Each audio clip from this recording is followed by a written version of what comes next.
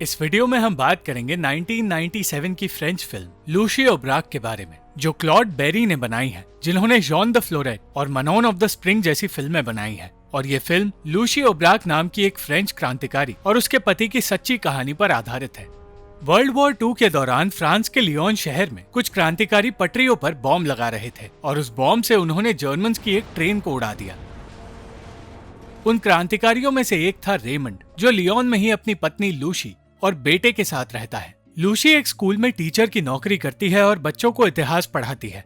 वो उन बच्चों को बताने लगी कि इस वक्त जो कुछ दुनिया में चल रहा है वो कल इतिहास के किताबों में होगा, और इतिहास जरूरी इसलिए है क्योंकि हर किसी को ये पता होना चाहिए कि उनकी शुरुआत कहाँ से हुई है। रेमंड हर रोज अपने घर काम कर रही औरत मारी के पास अपने बेटे को छोड़कर काम के लिए निकलता है, पर असल में वो अपने साथियों के पास जाता है।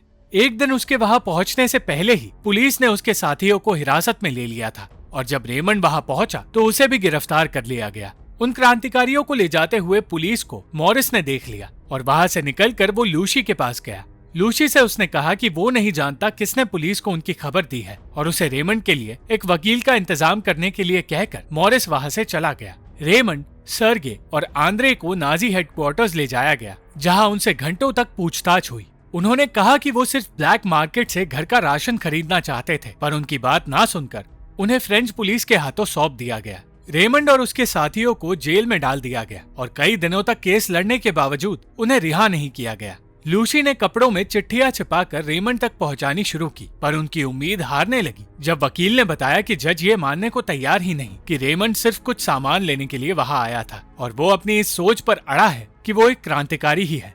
लूसी ने वादा किया था कि वो 14 मई तक अपने पति को बाहर निकलवाएगी, और इसलिए वो ज्यादा दिनों तक रुक नहीं सकती थी। अगले ही दिन वो जज के पास गई और उसने उससे कहा कि जिस आदमी को उसने जेल में रखा है वो वहाँ के जनरल का खास आदमी है, और उस आदमी का नाम फ्रांसोई है। उसने ये भी कहा कि अगर 14 मई की सुबह वो रिहा नहीं हुआ तो वो जज जिंदा नहीं बचेगा। लूसी का ये झूठ सुनकर वो जज डर गया और 14 मई की सुबह रेमंड रिहा हो गया। अगली रात वो दोनों अपने बेटे को लेकर एक गांव में रहने चले गए। वो कुछ दिनों के लिए पुलिस की नजरों से दूर रहना चाहते थे और अपनी परेशानियों से दूर। एक दिन लूसी ने बताया कि वो प्रेग्नेंट है।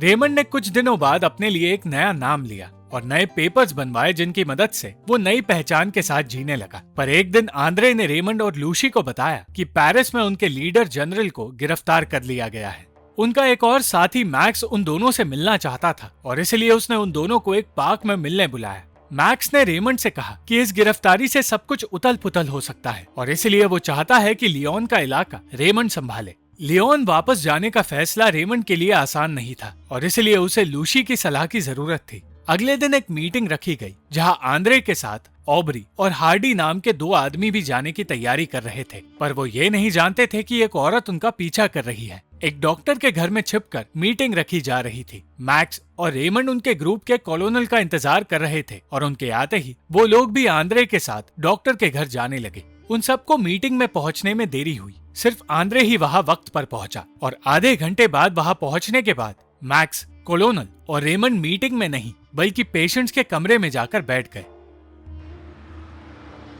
कुछ वक्त बाद वहां अचानक पुलिस वाले आ पहुंचे, जिन्हें पीछा कर रही उस औरत ने इन्फॉर्मेशन दी थी। वो लोग मैक्स को ढूंढ रहे थे, और उन्हें उस मीटिंग के बारे में बताने वाला कोई और नहीं, हार्डी ही था। मौका मिलते ही रेमंड ने मैक्स की पहचान का सबूत मिटा दिया।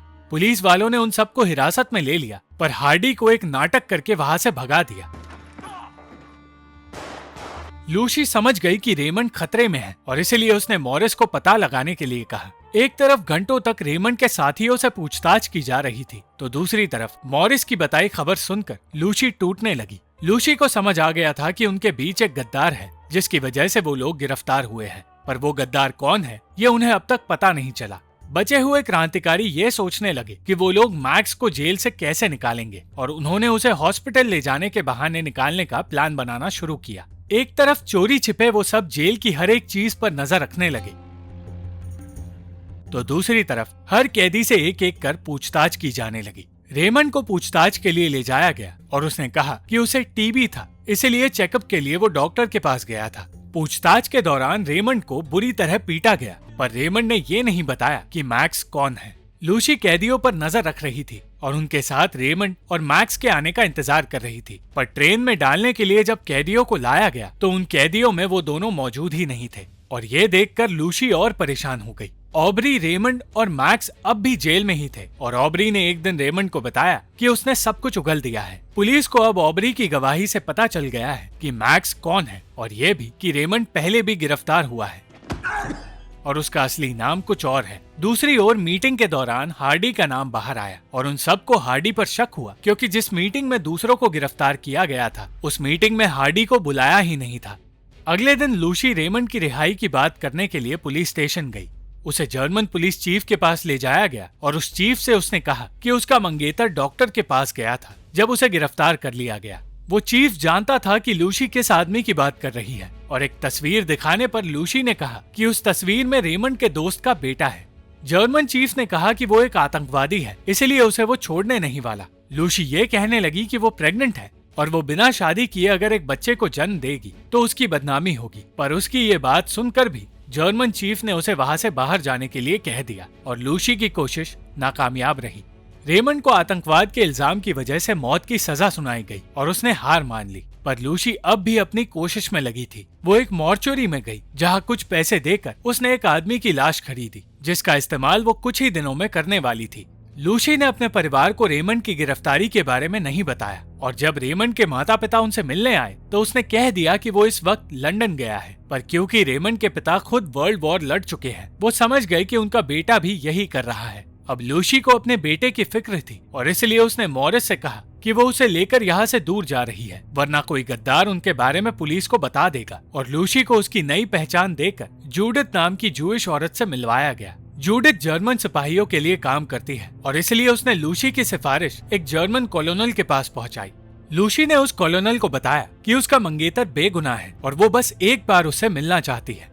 कॉलोनल ने वादा किया कि वो उसकी मदद करने की कोशिश करेगा और लूसी को हिम्मत हारनी नहीं चाहिए। एक दिन जेल में रेमंड के सेल में पॉल नाम के एक पब्लिशर को डाला गया और उससे बातें करते हुए रेमंड को पता चला कि उसे एक बुक पब्लिश करने के जुर्म की सजा दी जा रही है क्योंकि उस बुक में जर्मन्स के खिलाफ कुछ बातें लिखी थी। कुछ दिनों बाद कॉलोनल ने बताया कि लूसी का काम हो गया है और वो अपने मंगेतर से मिल सकती है। उसे बस श्लॉन्डॉफ नाम के एक आदमी से मिलना है जो उसे रेमंड के पास ले जाएगा। कॉलोनल एक अच्छा आदमी है इसलिए उसने लूसी की मदद की पर उसने कहा कि किसी और को उसकी मदद के बारे में पता नहीं चलना चाहिए। श्लॉन्डॉफ से मिलने पर लूसी ने कहा कि वो रेमंड की रिहाई नहीं मांग रही पर वो चाहती है कि उसकी और रेमंड की शादी करवाई जाए और इस शादी में उस देश के कानून की भी सहमति होनी चाहिए क्योंकि लूसी प्रेग्नेंट है। एक तरफ जहां लूसी को उम्मीद की एक किरण दिखाई दे रही थी तो दूसरी तरफ जेल में रेमंड की हर उम्मीद खत्म हो रही थी। उसकी आंखों के सामने लोगों को मारा जा रहा था और कैदियों से कहा गया कि जिस सेल में पेन और पेपर मिलेगा उन्हें ऐसे ही मार दिया जाएगा। और ये बात पॉल और रेमंड को परेशान करने लगी क्योंकि अब वो बाहर कोई भी मैसेज नहीं पहुंचा पाएंगे। रेमंड जानता था कि कुछ ही दिनों में पॉल रिहा होने वाला है और इसलिए उसने अपनी पत्नी की एक निशानी उसे दी और कहा कि वो बाहर जाकर लूसी तक उसका एक मैसेज पहुंचाए। और जेल से बाहर जाते ही पॉल ने लूसी को एक चिट्ठी लिखकर उसे अपने पास बुलाया। लूसी जब उससे मिलने गई तो उसे उसकी निशानी देकर पॉल ने बताया कि रेमंड अब भी जिंदा है और हर वक्त लूसी के बारे में ही सोचता है। पॉल की बातें सुनकर लूसी अपने आंसू नहीं रोक पाई और उस रात रेमंड की निशानी उसने अपने पास रख ली। जल्द ही लूसी को बताया गया कि उसकी और रेमंड की शादी करवाई जाएगी पर जर्मन ऑफिसर्स ये नहीं जानते थे कि शादी के बहाने लूसी रेमंड को वहाँ से भगाने वाली है। अपने साथियों के साथ वो गाड़ियों का इंतजाम करके रेमंड को भगाने का प्लान बनाना शुरू करने लगी और आखिरकार वो दिन आ गया जब लूसी के सामने रेमंड आने वाला था। वो दोनों ही एक दूसरे को महीनों बाद देख रहे थे और रेमंड की हालत देखकर लूसी को बहुत बुरा लगा। ये सोचकर कि लूसी खतरे में है रेमंड ने उसे पहचानने से इनकार कर दिया पर जिद पर अड़कर लूसी ने रेमंड को शादी करने के लिए मना लिया और रेमंड समझ गया कि लूसी अपनी मर्जी से वहाँ आई है। श्लॉन्डॉफ ने कहा कि वो 2 दिनों बाद उनकी शादी करवाएगा पर वो ये नहीं जानता था कि जब रेमंड को वापस उसके जेल ले जाया जाएगा तब बीच रास्ते उसे लूसी आजाद कर देगी। गाड़ियों के साथ वो सब रेमंड का इंतजार करने लगे। जैसे ही वहाँ पुलिस की वैन आई उन्होंने हमले की तैयारी की पर तभी एक गाड़ी जिसमें मॉरिस बैठा था बंद पड़ गई और इस वजह से वो लोग तय की गई जगह पर वैन को रोक नहीं पाए और इस तरह वैन उनके हाथों से निकल गई। अब उन सब के पास सिर्फ शादी का दिन था जब वो प्लान को अंजाम दे सकते हैं और यही उनका आखिरी मौका था। उन सब ने अपनी हर गलती सुधारनी शुरू की और पहले से बेहतर तैयारियां करने लगे। और ये देखकर लूसी को भरोसा होने लगा कि रेमंड को बचाया जा सकता है। शादी का दिन आ गया और जैसे ही उन दोनों की शादी पूरी हुई, लूसी अपने साथियों के पास चली गई। हथियार के साथ वो लोग वैन के बाहर आने का इंतजार करने लगे और इस बार एक गाड़ी ने वैन का पीछा किया। काफी देर तक वैन का पीछा करने के बाद उनकी गाड़ी रेमंड को नजर आई और शहर से कुछ दूर एक वैन तैयार रखी गई। मौका मिलते ही सर्गे ने जर्मन सिपाहियों को मारना शुरू किया और सारे सिपाहियों को मारकर रेमंड और दूसरे सिपाही आजाद हो गए और उन आजाद कैदियों की जगह कुछ लाशें रखी गई। वो सब जल्द से जल्द वहाँ से भाग निकले और अंत में रेमंड को लेकर लूसी लियोन से दूर आ गई। लूसी ने रेमंड को बताया कि गद्दार हार्डी को उन्होंने मारने की कोशिश तो की पर वो जिंदा बच गया। इन्हीं बातों के बीच मॉरिस वहाँ आ गया और उसने उन दोनों को बताया कि रेमंड के माता पिता को गिरफ्तार कर लिया गया है। ये खबर रेमंड सह नहीं पाया पर अपने होने वाले बच्चे के बारे में सोचकर वो शांत होने लगा और कुछ दिनों बाद रेमंड, लूसी और उनके बेटे को वहाँ से दूर लंदन भेज दिया गया, जहाँ साल 1994 में उनकी बेटी कैथरीन का जन्म हुआ और कुछ ही सालों बाद हार्डी को भी मार दिया गया। Thank you for watching the video. अगर आपको ये वीडियो पसंद आई तो लाइक, शेयर और कमेंट जरूर करना और चैनल को सब्सक्राइब करना मत भूलना।